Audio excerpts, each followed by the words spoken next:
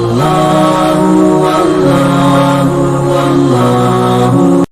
الله الرحمن الرحيم وبه نستعين أما بعد فأعوذ بالله من الشيطان الرجيم بسم الله الرحمن الرحيم خذ من أموالهم صدقة تطهرهم بها وتزكي عليهم وقال الله عز وجل في موضع آخر إنما الصدقات للفقراء والمساكين والعاملين عليها والمؤلفة قلوبهم وفي الرقاب والغارمين وفي سبيل الله ومن السبيل فريضة من الله إن الله عليم حكيم.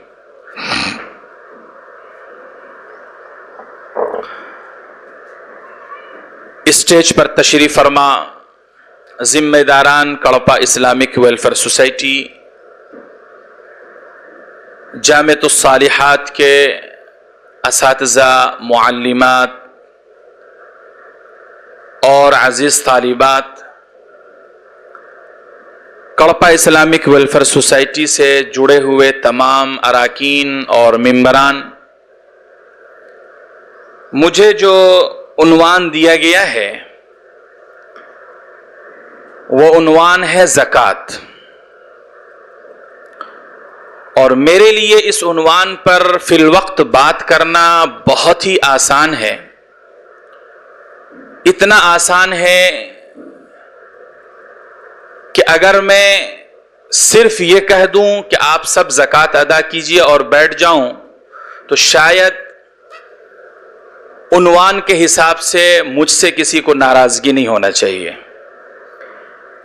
کیونکہ زکوٰۃ مطلق کہا گیا.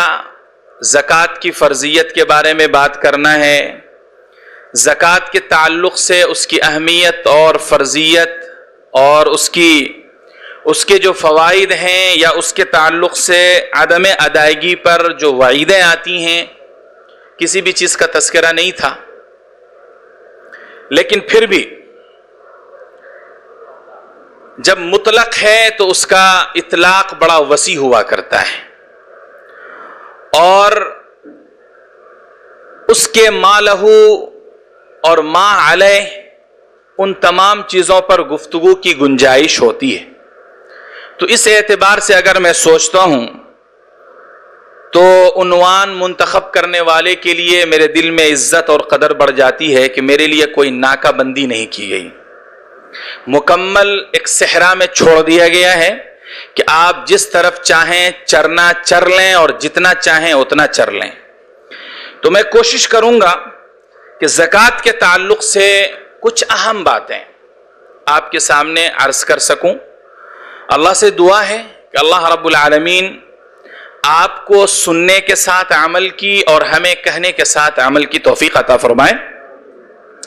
قرآن مجید کی میں نے ایک آیت پڑھی ہے جس میں اللہ رب العالمین حضور اکرم صلی اللہ علیہ وآلہ وسلم کو یہ حکم دیتے ہیں کہ خذ من اموالہم صدقۃ. اے نبی علیہ الصلاۃ والسلام، آپ صحابہ کرام، مسلمان مومنین سے صدقہ وصول کیجئے، اور صدقہ وصول کر کے آپ ان کے مالوں کو پاک کر دیجئے، صاف کر دیجئے. اور جب آپ زکوٰۃ یا صدقات وصول کر لیں تو آپ انہیں دعا بھی دے دیجئے، کیونکہ آپ کی دعا ان کے لیے باعث سکونت، باعث طمانینت اور باعث اطمینان ہوا کرتی ہے.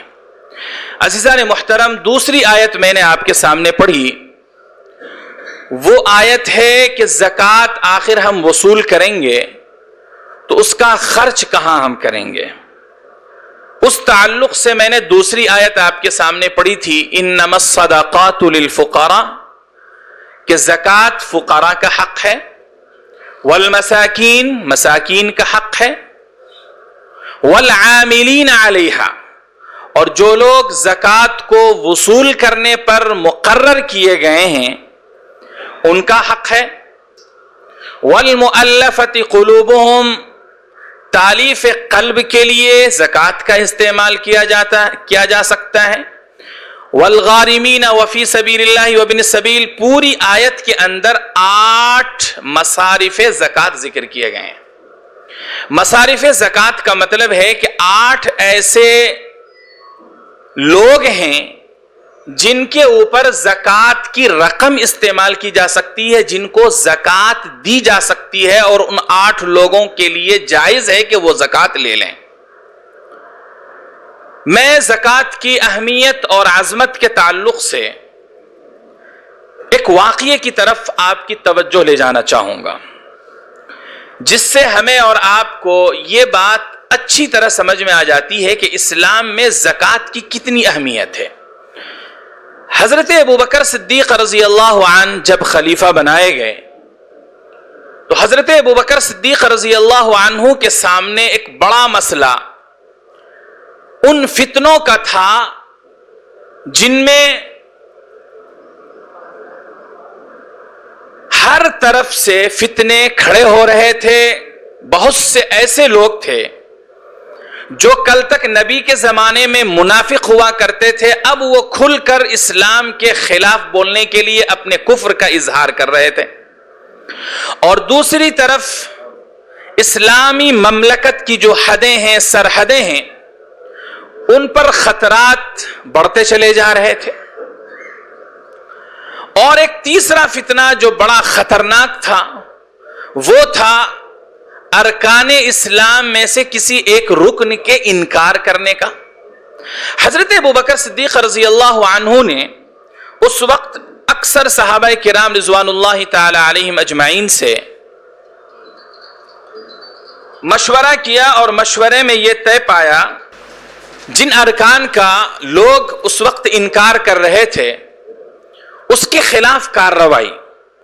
حضرت ابوبکر صدیق رضی اللہ عنہ نے کسی کی رائے کو قبول نہیں کیا۔ اکثر صحابہ کی رائے یہ تھی کہ اے ابوبکر، اللہ کے نبی علیہ الصلوۃ والسلام نے اسامہ کے لشکر کو بھیجا تھا، آپ اس لشکر کو بھیجیں اور سرحدوں کی آپ حفاظت کریں۔ حضرت ابوبکر صدیق رضی اللہ عنہ نے کہا کہ اس سے زیادہ اہم ہمارے لیے ابھی یہ ہے کہ ہم ان مانعین زکوٰۃ، ارکان اسلام میں سے کسی بھی رکن کے انکار کرنے والوں کے خلاف سب سے پہلے ہم ان کا محاسبہ کریں، ان کے خلاف کارروائی کریں۔ چنانچہ حضرت ابوبکر صدیق رضی اللہ عنہ کو حضرت عمر جیسے صحابی نے منع کیا کہ آپ یہ اندرون خانہ جنگی کیوں شروع کر رہے ہیں، ابھی اس کی ضرورت نہیں ہے، پہلے ہم کو سرحدوں کی حفاظت کرنا چاہیے۔ وہ سارے کام جو نبی علیہ الصلوۃ والسلام نے شروع کر دیا تھا، رک چکا ہے، آپ ان کو آگے بھیجیں۔ حضرت ابوبکر صدیق رضی اللہ عنہ نے کہا نہیں، سب سے پہلے ہم مانعین زکوٰۃ، جو زکوٰۃ دینے سے انکار کر رہے ہیں، جو زکوٰۃ کی رقم اپنے پاس اب رکھ رہے ہیں، اور ان کی یہ دلیل ہے کہ نبی علیہ الصلوۃ والسلام دنیا سے جا چکے ہیں، اب اس کی ضرورت نہیں ہے، اس لیے اب زکوٰۃ ادا کرنے اور دینے اور لینے کا مسئلہ ختم ہو جانا چاہیے۔ حضرت ابوبکر صدیق رضی اللہ عنہ نے کہا نہیں، یہ نہیں ہو سکتا ہے۔ چنانچہ حضرت ابوبکر صدیق رضی اللہ تعالیٰ عنہ نے پوری بصارت کے ساتھ، پوری بصیرت کے ساتھ فیصلہ لیا، اور سب سے پہلے ان مانعین زکوٰۃ کے خلاف آپ نے عالم بغاوت بلند کیا، ان کے خلاف جہاد کیا، اور اس وقت تک آپ ان سے لڑتے رہے جب تک کہ وہ سب کے سب اس بات پر راضی نہیں ہو گئے کہ ہاں ہم زکوٰۃ دیا کریں گے۔ عزیزان محترم، زکوٰۃ کی اہمیت اس لیے بھی زیادہ ہے کہ زکوٰۃ ایک ایسی عبادت ہے، ایک ایسا حق ہے جس سے اللہ کا حق بھی جڑا ہوا ہے اور لوگوں کا بھی حق جڑا ہوا ہے، خالق کا بھی حق جڑا ہوا ہے اور مخلوق کا بھی حق جڑا ہوا ہے، کہ اگر کوئی شخص زکوٰۃ ادا نہیں کرتا ہے تو جہاں وہ اپنے خالق کو، اپنے مالک کو ناراض کر رہا ہوتا ہے، تو وہیں وہ اپنے لوگوں میں سے چند ایسے غریب افراد کے حق کو بھی مارنے والا ہوتا ہے جس کی اجازت سماج تک بھی نہیں دیا کرتا ہے، تو وہ خدا کیسے اجازت دے سکتا ہے؟ تو اس بنیاد پر زکوٰۃ کی بڑی اہمیت ہو جاتی ہے۔ اسی لیے جب آپ قرآن پڑھتے ہیں اور احادیث کا مطالعہ کرتے ہیں تو ہمیں قرآن اور احادیث میں بے شمار اس کی فضیلتیں ملتی ہیں، بے شمار ایسی آیتیں ہیں اور بے شمار ایسی احادیث ہیں جن کے بارے میں پڑھنے سے ہمیں معلوم ہوتا ہے کہ زکوٰۃ کی بڑی اہمیت اللہ کے نبی علیہ الصلوۃ والسلام نے بیان فرمائی ہے۔ دیکھیں حضور اکرم صلی اللہ علیہ وآلہ وسلم نے زکوٰۃ کے تعلق سے جو کچھ بھی فرمایا ہے اور قرآن نے جو کچھ بھی کہا ہے، اگر ہم اس کی اہمیت اور اس کے فوائد ان دونوں چیزوں کو جمع کرنا چاہیں تو ہم 2-4 لائنوں میں ہم یہ کہہ سکتے ہیں کہ زکوٰۃ اگر کوئی ادا کرتا ہے تو ہم اپنی نظروں سے دیکھ رہے ہوتے ہیں کہ ہمارے مال میں سے کچھ کم ہو گیا۔ اگر 1 لاکھ روپے تھا اور اس میں سے ہم نے 10,000 روپے نکال کر زکوٰۃ کے لیے دے دیا یا چند ہزار نکال کر کے دے دیا تو ہماری نظریں، ہمارا کیلکولیٹر یہ کہتا ہے کہ زکوٰۃ کی رقم نکالنے کی وجہ سے ہمارے پاس جو بیلنس تھا اس میں سے کم ہو گیا۔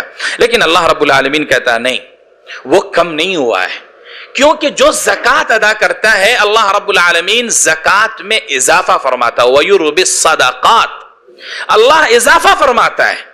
عجیب بات ہے کہ ہم اپنی آنکھوں سے دیکھتے ہیں کم ہو رہا ہے اور وہ خدا کہتا ہے کہ نہیں، وہ بڑھ رہا ہے، وہ بڑھ رہا ہے۔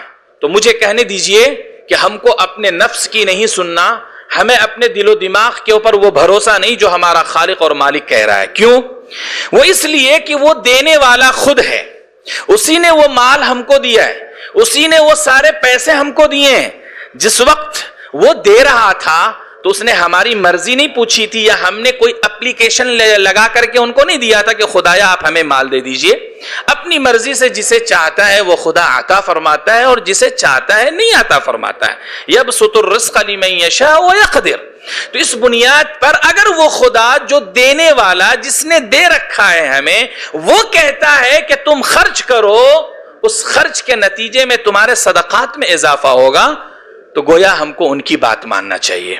تو پتہ یہ چلا زکوٰۃ نکالنے والے کے دل و دماغ میں یہ بات تو ہرگز نہیں ہونا چاہیے کہ ہماری زکوٰۃ نکالنے کی وجہ سے زکوٰۃ کی رقم اور اماؤنٹ میں کمی ہو جایا کرتی ہے۔ عزیزان محترم، سب سے پہلی بات۔ دوسری بات، اللہ رب العالمین نے اکثر نیکیوں کے اوپر 1 سے زائد ثواب رکھا ہے۔ مثال کے طور پر اگر کوئی شخص قرآن کریم کی ایک آیت پڑھتا ہے تو اللہ قرآن کریم کے اندر کہتا ہے کہ تم ایک آیت پڑھتے ہو، ایک لفظ پر تمہیں اللہ تعالیٰ 10 نیکیاں عطا فرماتا ہے، 10 اجر عطا فرماتا ہے۔ لیکن آپ زکوٰۃ نکالنے والے کے تعلق سے دیکھیے کہ جب آدمی زکوٰۃ نکال رہا ہوتا ہے تو اللہ رب العالمین 700 سے زیادہ 7 گنا اضافہ فرماتا ہے اللہ رب العالمین، اور اس کے اس اجر میں اضافہ فرماتا ہے۔ اس سے کیا بات معلوم ہوتی ہے؟ یہ بات معلوم ہوتی ہے کہ جو دوسری اور عبادات ہیں ان عبادات کے مقابلے میں اللہ رب العالمین نے اس میں ثواب کا اضافہ اس لیے فرمایا ہے تاکہ لوگ زکوٰۃ کی اہمیت کو سمجھیں اور وہ جو رقم ان کے پاس ہے وہ رقم صحیح مصرف میں وہ استعمال کریں، صحیح مصرف میں استعمال کریں، اور وہ اس لیے استعمال کریں کہ ایک عبادت سے جہاں صرف اللہ راضی ہوتا ہے، خوش ہوتا ہے، یہ وہ عبادت ہے جس سے اللہ تو راضی ہوتا ہی ہے اور خوش تو ہوتا ہی ہے، وہیں دوسری طرف اس کا جو مخلوق ہے جس کو اس نے پیدا کیا ہے وہ بھی اس سے راضی اور خوش ہو جایا کرتے ہیں، اور دونوں طرف سے اللہ کی طرف سے رحمتوں کا نزول اس کے اوپر ہوتا ہے، اور یہ بندہ جب خوش ہوتا ہے تو ان کے لیے دعائیں عطا فرماتا ہے، وہ اس کے لیے دعا کیا کرتا ہے۔ تو اس وجہ سے اللہ رب العالمین نے اس میں ثواب کے درجات کو زیادہ رکھا ہے۔ زکوٰۃ کا ایک ایسا اجر اللہ رب العالمین نے سسٹم رکھا ہے جس میں اللہ جو اجر عطا فرماتا ہے زکوٰۃ نکالنے پر وہ اجر ہمیشہ باقی رہتا ہے۔ یہ عجیب بات ہے، یہ عجیب بات ہے۔ میں نے جب مطالعہ کرتے وقت میں جب یہ بات میرے سامنے آئی کہ اس کا اجر باقی رہنے والا ہوتا ہے تو میں بے ساختہ میرے دل میں یہ بات آئی کہ گویا زکوٰۃ اگر کہا جائے تو یہ صدقہ جاریہ ہے۔ ایک مرتبہ جب آدمی زکوٰۃ نکالتا ہے اور اس کا جو ثواب اسے ملتا ہے تو ایسا نہیں ہے کہ ایک مرتبہ مل گیا اور وہ کلوز ہو جاتا ہے، ختم ہو جاتا ہے، بلکہ وہ کنٹینیو اس کا ثواب اسے ملتا رہتا ہے، اسے ملتا رہتا ہے۔ یہ بڑی اہم بات ہے۔ اسی طریقے سے اللہ رب العالمین نے زکوٰۃ کے نکالنے پر کامیابی کی ضمانت رکھی ہے۔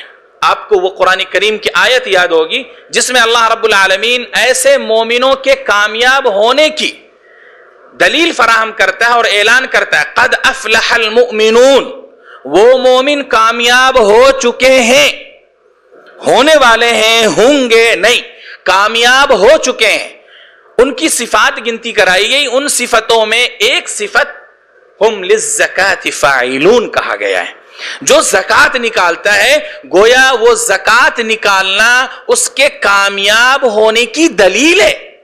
زکات نکال کر اپنی کامیابی کی ضمانت وہ لے رہا ہے، گارنٹی اللہ رب العالمین سے لے رہا ہے، اور اللہ رب العالمین اسے گارنٹی دے رہا ہے کہ تم کامیاب ہو چکے ہو، تمہاری کامیابی لکھ دی جا چکی ہے. یہ اس کی اہمیت اور فضیلت ہے. ایمان کی دلیل ہے اور علامت ہے.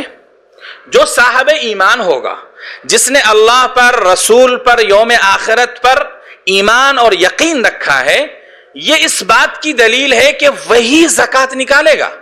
اور جس کا اللہ پر یقین نہیں ہے، جو اللہ پر توکل اور بھروسہ نہیں کرتا، نبی کی رسالت پر اس کو یقین نہیں ہے، یوم آخرت کو وہ نہیں مانا کرتا ہے، اس کا مطلب ہے کہ وہ زکات نہیں نکالنے والا ہے، وہ زکات نہیں نکال سکتا ہے.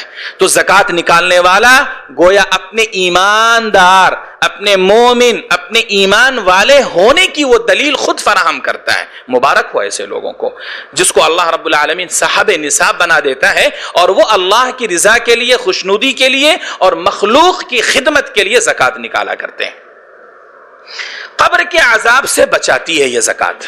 اللہ اکبر. حدیث آپ پڑھیں، اللہ کے نبی علیہ الصلوۃ والسلام نے ارشاد فرمایا، جب کوئی بندہ اپنی زکات نکالا کرتا ہے. دیکھیں، میں اس حدیث کے بتانے سے پہلے ایک بات میں بتانا چاہتا ہوں. مال ہمارا ہوتا ہے؟ ہمارا نہیں ہوتا ہے، ہمارا نہیں ہوتا ہے. اللہ رب العالمین جہاں بھی زکات کا لفظ استعمال فرمایا یا خرچ کرنے کے بارے میں کہا ہے، بڑی عجیب نقطے کی بات ہے کہ اللہ رب العالمین نے وہاں مال کی نسبت اپنی طرف کیا ہے. یا ایھا الذین آمنوا انفقوا مما رزقناکم، رزقناکم، جو مال میں نے تم کو دیا ہے، جو میرا دیا ہوا ہے، اس میں سے تم خرچ کرو. تو سوال یہ ہے کہ جب اللہ کا دیا ہوا وہ مال ہے تو پھر اللہ رب العالمین ہمیں دینے کے لیے بھی کہہ رہا ہے کہ واپس لاؤ، اور پھر جب دے دیتے ہیں تو اس پر اتنی ساری فضیلتیں، اتنے سارے فائدے، اتنی ساری اس کی اہمیتیں بھی اللہ رب العالمین بتا رہا ہے. اب اندازہ کریں کہ زکات کو اللہ رب العالمین نے کس پیرائے میں اور کس انداز میں مسلمانوں کو اور مومنوں کو سمجھانے کی کوشش کی ہے. میں انشاءاللہ اس بات پر آخر میں ایک بات کہوں گا کہ آخر اللہ رب العالمین نے اس نظام کو اتنا منظم اور اتنے سارے فوائد والا، اتنی ساری اہمیتوں والا کیوں بنایا ہے. قبر کے عذاب سے اللہ رب العالمین اس کو محفوظ فرماتا ہے جو زکات نکالا کرتا ہے. ایک سب سے اہم بات مال کی حفاظت ہوا کرتی ہے. زکات جب آدمی نکالتا ہے تو زکات نکالنا گویا اپنے مال کو پروٹیکٹ کر دینا ہے. اگر ہم چاہتے ہیں کہ ہمارے مالوں کی حفاظت ہو، تجوریوں میں رکھی ہوئے وہ سونے اور زیورات محفوظ رہیں، بینک بیلنس ہمارے محفوظ رہیں، ہمارے پیسے کل کے دن ڈوبے نہیں، وہ پیسے ختم نہ ہو، ضائع اور برباد نہ ہو، ہلاک نہ ہو، تو اللہ رب العالمین نے کہا کہ تم اپنے ان تمام زیورات، پیسے، نقود، ان سب کے زکاتیں نکال کر دیا کرو. اس کا محافظ میں تمہارا ہو جاؤں گا، تمہارے مال کی میں حفاظت کی گارنٹی لیتا ہوں، میں حفاظت کروں گا تمہارے مالوں کی.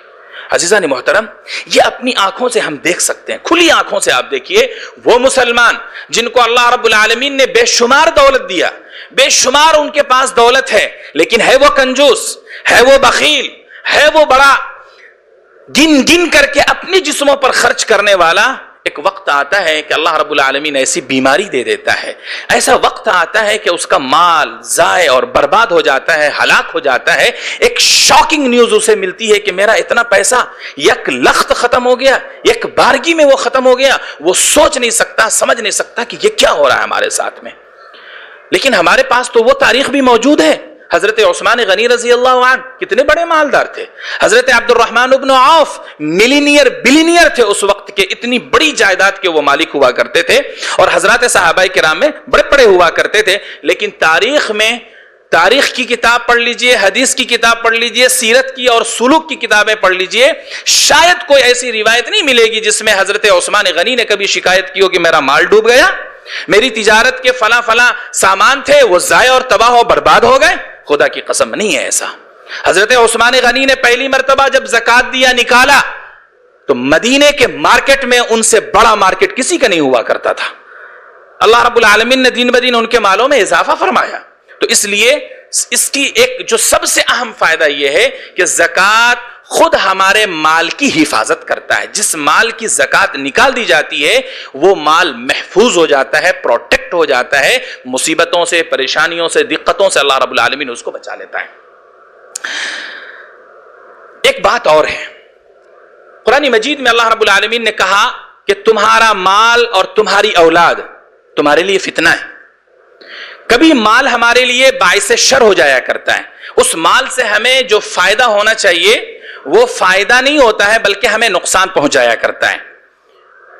اللہ کے نبی علیہ الصلوۃ والسلام نے ارشاد فرمایا کہ اگر تم زکوٰۃ نکال دیا کرتے ہو تو وہ زکوٰۃ جہاں تمہارے مال کی حفاظت کرتا ہے وہیں اس مال سے جو تمہیں نقصان پہنچنے والا تھا, جو شر تمہیں پہنچنے والا تھا, جو خسارہ تمہیں ہونے والا تھا, اس سے بھی اللہ رب العالمین تمہیں حفاظت فرما دیتا ہے. اللہ اکبر, اللہ اکبر.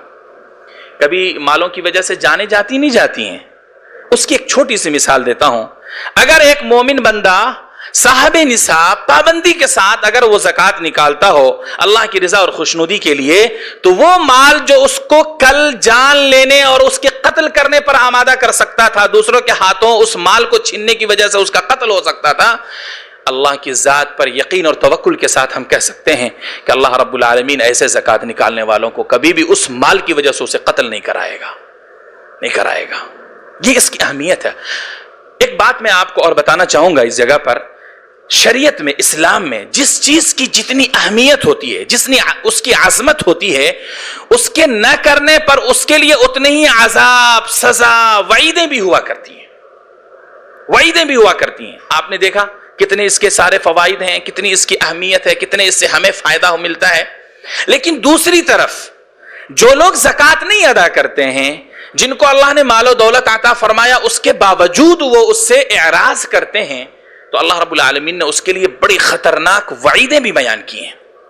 ایک خطرناک وعید کیا ہے دیکھیے آپ, قرآن مجید میں سورہ توبہ میں اللہ رب العالمین فرماتا ہے والذین یکنزون الذهب والفضة ولا ينفقون في سبیل اللہ فبشرهم بعذاب علیم. اللہ رب العالمین نے کہا کہ جو لوگ سونے کو, چاندی کو, زیورات کو اور اموال زکوٰۃ کو, جن مالوں پر زکوٰۃ ہوا کرتی ہے, ان کو وہ چھپا چھپا کر کے رکھتے ہیں اور اللہ کے راستے میں وہ خرچ نہیں کرتے ہیں, اے نبی علیہ الصلوۃ والسلام آپ انہیں خوشخبری سنا دیجئے, خوشخبری سنا دیجئے. بڑی عجیب بات ہے, خوشخبری تو اچھی ہوتی ہے نا یہاں, لیکن اللہ رب العالمین مذاق اڑا رہے ہیں. فبشرهم بعذاب علیم, دردناک عذاب کی خوشخبری آپ انہیں سنا دیجئے. اور اگلی آیت میں اللہ رب العالمین نے اس دردناک عذاب کی ایک صورت, ایک شکل بتایا کہ اللہ رب العالمین ایسے لوگوں کو کیسی سزا دے گا. یوم یحمى علیہا فی نار جہنم فتکوی بها جباہہم وجنوبہم وظہورہم ھذا ما کنزتم لانفسکم فذوقوا ما کنتم تکنزون. اس دن اس کو جہنم میں ڈالا جائے گا اور گرم لوہے, سلاخوں اور اس کے مالوں کو جمع کر کے گرم کر کے اس کی پیشانی کو داغا جائے گا, ظہورہم اس کی پیٹھوں کو داغا جائے گا, وجنوبہم اور اس کے اس حصے کو داغا جائے گا, اور پھر اس سے کہا جائے گا لو چکھو مزہ اس مال کا جس کو تم نے اپنے لیے جمع کر کے رکھا ہوا تھا, آج تم اس کا مزہ چکھو. کتنی خطرناک وعید ہے. دوسری جگہ اللہ کے نبی علیہ الصلوۃ والسلام نے ارشاد فرمایا, حدیث ہے, اللہ کے نبی علیہ الصلوۃ والسلام نے ارشاد فرمایا کہ کل قیامت کے دن میدان حشر میں جب حساب و کتاب شروع ہوگا تو اللہ رب العالمین ایسے لوگوں کو بلائے گا جو زکوٰۃ نہیں دیا کرتے تھے, ان کے مالوں کا حساب و کتاب کیا جائے گا اور ان کے مالوں کو جمع کیا جائے گا, اور اس مال کو توق بنا کر اس کے گلے میں ڈالا جائے گا, اور وہ توق آگے چل کر کے ایک زہریلا سانپ بنے گا, اور وہ سانپ بن کر کے اس کو ڈسے گا, اور وہ ہر ڈسنے کے بعد وہ سانپ اسے کہے گا میں ہی تمہارا مال ہوں, وہی میں تمہارا مال ہوں. تو وہ آدمی کہے گا کمبخت, میں نے تو ساری چیزیں کمایا اس لیے تھا تاکہ میں تم کو سکون پہنچا سکوں, اس کے ذریعے سے تم مجھے کیوں ڈس رہے ہو. ایک حدیث اور ہے, بلکہ قرآن کریم کی آیت ہے, سورہ منافقون کے اخیر میں اللہ رب العالمین نے کہا کہ جو لوگ زکات نہیں نکالا کرتے ہیں، آخری وقت جب ان کا آتا ہے، فرشتہ ملک الموت حاضر ہو جاتا ہے اور آ کر اس کی روح جب نکالنے کے لیے وہ آتا ہے تو اس شخص کو اپنی زکات یاد آتی ہے، اپنے گناہ یاد آتے ہیں، انہی گناہوں میں سے زکات کا نہ نکالنا بھی اسے یاد آتا ہے، اور وہ اس وقت خواہشیں اور تمنا کرتا ہے کہ بھئی تھوڑا تو وقت دے دو، تھوڑا تو وقت دے دو کہ میں زکات نکال سکوں، تھوڑا وقت دے دو اپنے مال میں سے، اللہ کے دی ہوئی نعمتوں میں سے ان کے حقوق میں ادا کر سکوں۔ لیکن ظاہر ہے اذا جاء اجلهم لا يستأخرون ساعة ولا يستقدمون، جب اللہ کی طرف سے مقرر کردہ وقت یعنی موت آ جاتی ہے تو موت پھر انسان کو نہ آگے ایک سیکنڈ جانے کی اجازت دیتی ہے اور نہ پیچھے ایک سیکنڈ ہٹنے کی اجازت دیتی ہے۔ لا يستقدمون ولا يتأخرون۔ ایک آخری، کئی باتیں ہیں میں نے لکھ رکھی تھی، سوچا تھا بولوں گا، ایک آخری بات، زکات نہ نکالنے کی وجہ سے دنیا میں جو اللہ رب العالمین عذاب دیتا ہے کئی ایک ہیں، اس میں سے آخری میں ایک بات بتانا چاہوں گا، وہ یہ ہے کہ اللہ رب العالمین زکات نہ دینے کی وجہ سے بارش کو روک لیتا ہے، بارش کو روک لیتا ہے اور قحط نازل فرما دیتا ہے۔ آج کی اس زمانے میں، ترقی یافتہ دور میں، جب بارش رک جاتی ہے، زمینیں پھٹنے لگتی ہیں، قحط ساری آ جاتی ہے، تو لوگ زمینوں کو سیمپل لے کر کے لیبارٹری میں جاتے ہیں اور وہاں جا کر کے وہ چیک کیا کرتے ہیں کہ کیا وجہ ہے زمین پھٹ رہی ہے، کیا وجہ ہے کہ آسمان سے اتنے ساری شدت کی گرمی پڑ رہی ہے۔ ان کو یہ توفیق نہیں ہوتی ہے کہ اس کائنات کا چلانے والا، اس کائنات کا خالق اور مالک و رازق، کہیں ایسا تو نہیں وہ ناراض ہم سے ہو چکا ہے، کہیں ایسا تو نہیں وہ ہم پر عتاب اپنا نازل کر رہا ہے، اپنی سزائیں ہمارے اوپر نازل کر رہا ہے۔ یہ وقت ہوتا ہے کہ انسان کو اپنے ان برے اعمال کو جھانکنا چاہیے، دیکھنا چاہیے۔ تو انہی برے اعمال میں سے ایک یہ ہے کہ بارشیں روک دی جاتی ہیں زکات نہ دینے کی وجہ سے، قحط ساری پڑ جاتی ہے زکات نہ دینے کی وجہ سے۔ عزیزان محترم، زکات کن لوگوں کے اوپر واجب ہوتی ہے؟ آپ کو مصارف زکات میں نے بتایا ہے، زکات کن لوگوں کے اوپر واجب ہوتی ہے؟ مختصر لفظوں میں 52.5 تولہ، 52.5 تولہ کسی کے پاس اگر چاندی ہو، 52.5 تولہ چاندی، اگر آج کے گرام کے حساب سے آپ دیکھیں تو 612 گرام، کلو گرام آتا ہے، کلو سے پہلے گرام آیا کرتا ہے، تو گرام جو ہوتا ہے 612 گرام اگر کسی کے پاس چاندی ہے تو وہ صاحب نصاب ہے، یعنی اس کے اوپر زکات واجب ہے، اس کو زکات نکالنا پڑے گا۔ اسی طریقے سے سونا ہے، سونا اگر کسی کے پاس 7.5 تولہ، تولے کے حساب سے، اور گرام کے حساب سے اگر ہم بات کریں سونا تو 87.5، 87.5 گرام سونا اگر کسی کے پاس آج کی تاریخ میں موجود ہے تو ایک سال اس رقم پر، اس زیور، اس سونے پر گزر جانے کے بعد اب زکات اس کے اوپر واجب ہو جاتی ہے، آئندہ سال اس کو زکات نکالنا اس کو ضروری ہو جاتا ہے۔ زکات کتنی نکالی جاتی ہے؟ زکات 2.5% نکالی جاتی ہے، 100 میں سے 2.5 روپے۔ آپ اگر سونا نکالنا چاہیں تو سونا بھی کٹ کر کے نکال سکتے ہیں، جتنا قیمت سونا ہے اتنی قیمت کا سونا بھی نکال سکتے ہیں۔ نہیں بھئی ہم سونا رکھنا چاہتے ہیں، قیمت آپ نکالنا چاہتے ہیں تو قیمت بھی آپ اس کی لگا کر کے اس کی 2.5% آپ پوری قیمت کا نکال دیں، وہ زکات آپ کی نکل جاتی ہے۔ زکات میں ایک مسئلہ اور ہوتا ہے جس کو سمجھنے کی ضرورت ہے ہم لوگوں کو خاص طور سے، زکات کن لوگوں کو لینا جائز ہوتا ہے اور کن کو لینا جائز نہیں ہوتا ہے۔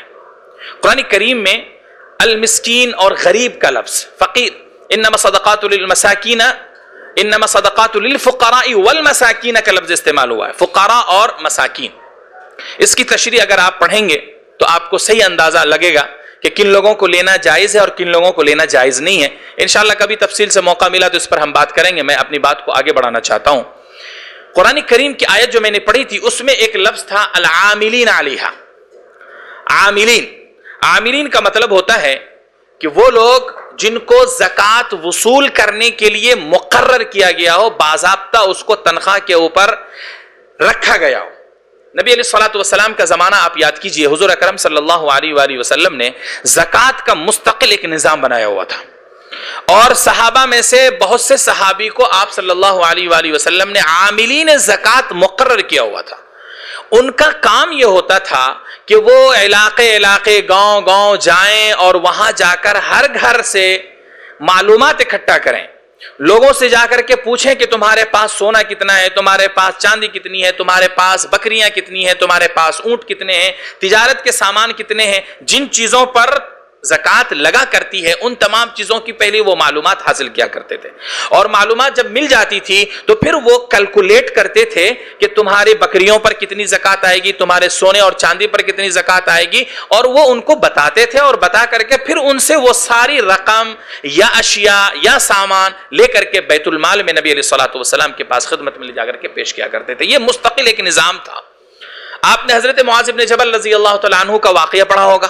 حضرت معاذ بن جبل رضی اللہ تعالیٰ عنہ بھی عاملین زکات میں سے ایک تھے، اور بھی کئی صحابہ ہیں، بڑی تعداد ہے ان کی، ہر علاقے میں یہ مقرر کیا گیا تھا. اس کے بعد حضرت ابوبکر کا زمانہ آیا، اس سے اور اچھا نظام بنا. حضرت عمر رضی اللہ تعالیٰ عنہ کا جب زمانہ آیا تو حضرت عمر نے تو اس کو مستقل ایک شعبہ ہی بنا دیا. حضرت عمر کے کارنامے آپ پڑھیں گے، وہ کام جو نبی کے زمانے میں نہیں تھے، حضرت عمر نے اس میں بڑھوتری کیا، اضافہ کیا، اور بہتر سے بہتر انداز میں انہوں نے کام کرنے کی کوشش کی ہے. حضرت عمر کے ان کارناموں میں سے ایک یہ بھی ہے، بیت المال کا نظام بڑے منظم انداز میں، وسیع انداز میں، بہترین انداز میں آپ نے شروع کیا تھا. میں یہ بات آپ کو اس لیے کہہ رہا ہوں کہ آج سماج میں، معاشرے میں ہمارے زکوٰۃ کے تعلق سے بڑی غفلت برتی جا رہی ہے، بڑی غفلت برتی جا رہی ہے، بڑی غفلت برتی جا رہی ہے. اور اس میں پڑھے لکھے بھی شامل ہیں، وہ لوگ بھی شامل ہیں جن کو دین کی ناواقفیت ہے، جو دین سے واقف نہیں ہیں، وہ لوگ بھی شامل ہیں جو عام طور سے غفلت کی زندگی گزارا کرتے ہیں. تقریباً اکثر افراد کی یہ حالت ہے کہ زکوٰۃ کے تعلق سے وہ سوچنے کے لیے تیار نہیں ہوا کرتے ہیں. اتنا اہم شعبہ، ارکان اسلام میں سے ایک رکن ہے. اگر کوئی صرف ایمان رکھتا ہے لیکن عمل نہیں کرتا ہے تو سمجھیے کہ ارکان اسلام پر وہ باقی نہیں ہے، قائم نہیں، اس کا اسلام کا ایک رکن، ایک پایا اس کا گر چکا ہے. تو سماج میں، معاشرے میں اس کے تعلق سے بیداری لانا، لوگوں کو بتانا، لوگوں کو سمجھانا، اور ان سے یہ کہنا کہ آپ کے اوپر زکوٰۃ ہے، آپ زکوٰۃ نکالیں، ان کو رغبت دلانا، وعیدیں ان کو سنانا کہ آپ اگر نہیں نکالتے ہیں تو آپ کو کتنی وعید ہے، یہ ان کو بتانا اور ان کو سنانا، یہ بہت زیادہ ضروری ہے. یہ کام کس کو کرنا ہے؟ ظاہر ہے کہ ہم ہی میں سے ہماری ذمہ داری بنتی ہے. وہ لوگ جو قرآن سے جڑے ہوئے ہیں، وہ لوگ جو احادیث سے جڑے ہوئے ہیں، وہ لوگ جو شریعت اسلامیہ کے علم بردار ہیں، حاملین شریعت ہیں، ان کی یہ زیادہ ذمہ داری بنتی ہے کہ وہ سماج میں اس کے تعلق سے اویئرنیس اور بیداری لائیں، لوگوں کو بتائیں اور سمجھائیں. اور یہ کام اگر ہم کرتے ہیں تو ہمارے ذہن و دماغ میں ہرگز یہ نہیں ہونا چاہیے کہ لوگ کہیں گے کہ اپنے مدرسے کے لیے زکوٰۃ مانگ رہا ہے. اگر وہ سوچتے ہیں تو سوچنے دیجئے، ان کی سوچ ان کو مبارک ہو. لیکن آپ کی سوچ یہ نہیں ہونا چاہیے کہ میں زکوٰۃ کے لیے تقریر آج کر رہا ہوں، میں آج خطبے میں زکوٰۃ کا موضوع اس لیے بناؤں گا تاکہ ہمارے مدرسے کو زکوٰۃ آئے. تو خدا کی قسم ہمارا دین اتنا مختصر نہیں ہے. اس نے 8 مصارف بیان کیے ہیں. ہاں میں یہ کہوں گا اس کی زکوٰۃ کی رقم کی ضرورت مدرسے کو بھی ہے، اور ان 8 مصارف آج اگر اس زمانے میں موجود ہیں تو ان کو بھی اس کی ضرورت ہے. تو سماج کو، معاشرے کو اس اعتبار سے بیدار کرنا کہ زکوٰۃ نکالی جائے اور نکال کر کے ان کے 8 مصرفوں پر اس کو خرچ کیا جائے، اس تعلق سے بیداری لانا بہت زیادہ ضروری ہے. ہماری زکوٰۃ کی کتنی اہمیت ہے میں آپ کو بتاؤں ایک لفظ میں. ہمارے بزرگ کہا کرتے تھے، ہمارے بڑے علماء کہا کرتے تھے، ہمارے اساتذہ کہا کرتے تھے، صرف ہندوستان کی مثال دے کر کے وہ کہتے تھے کہ ہندوستانی مسلمان اگر صحیح معنوں میں اپنی زکوٰۃ کی رقم نکال دے تو خدا کی قسم مسلمانوں کو یہاں کسی بھی سرکاری اسکیم کی ضرورت ہی نہیں ہے. مسلمانوں کی زکوٰۃ کی رقم سے مسلمانوں کے سارے مسائل حل ہو جائیں گے، سارے مسائل حل ہو جائیں گے. اور وہ مسائل کیا ہیں؟ غریب بچوں کی شادی ہے، یتیم و نادار کی تعلیم کا خرچہ ہے، مدارس کا نظام کا چلانا ہے، غریبوں کے لیے مکانات بنانے ہیں، اور بھی رفاہی کام ہیں، وہ سارے کام اس رقم سے کیے جا سکتے ہیں۔ شرط ہے کہ سارے مسلمان اس بات کا عہد اور پیمان کر لیں کہ ہمارے اوپر چاہے 1000 روپے ہی کیوں نہ واجب ہوئی ہو، نہ بھی واجب ہوئی ہو، تو جو بھی رقم اللہ رب العالمین نے دے رکھی ہے اس کے 2.5% ہم کو نکالنا ہے، اور نکالنا وہ شروع کر دیں تو خدا کی قسم سارے مسائل حل ہو جائیں گے، سارے مسائل حل ہو جائیں گے۔ تو اس بات کے تعلق سے بیداری لانا آج بہت زیادہ ضروری ہے، اور شرم و حیا، خجالت اور شرمندگی کے لب و لہجے میں بات کرنے کی ضرورت نہیں ہے، کیونکہ یہ حکم اللہ کا ہے۔ جب وہ خدا حکم دیتے وقت میں شرمایا نہیں ہے تو ہم اس کے بندے ہیں، ہم کو شرمانے کی کیا ضرورت ہے، ہم بولنے کی کیا ضرورت ہے؟